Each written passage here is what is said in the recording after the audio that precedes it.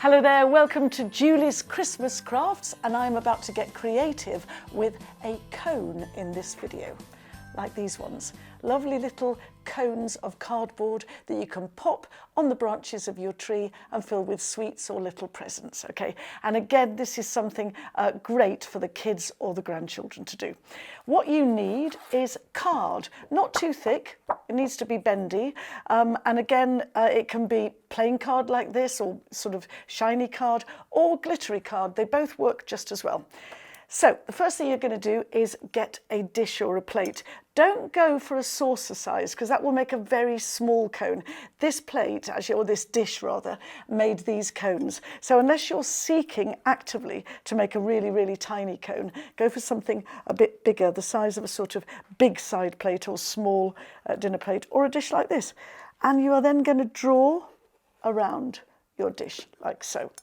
Set aside, and you're going to start to cut around. There we go. Make it as neat as possible if you can, and again, good sharp scissors for this.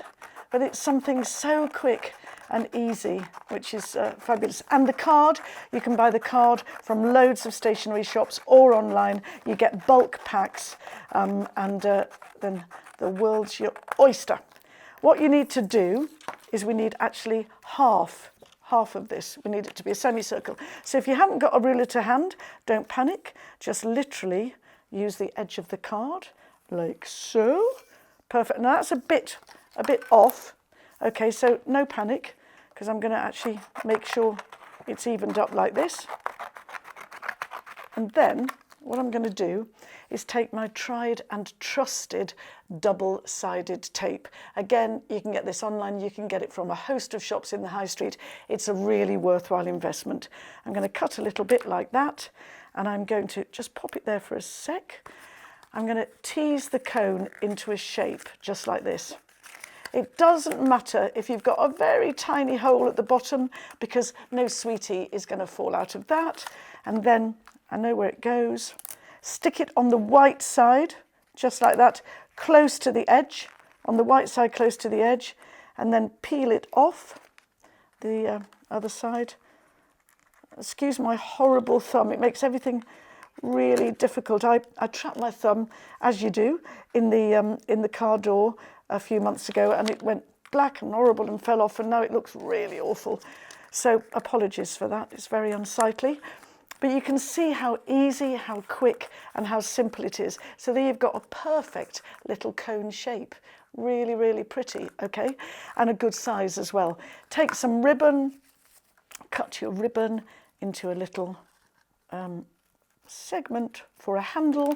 And when you're doing this, normally, when you're using double-sided, you'd peel off a bit.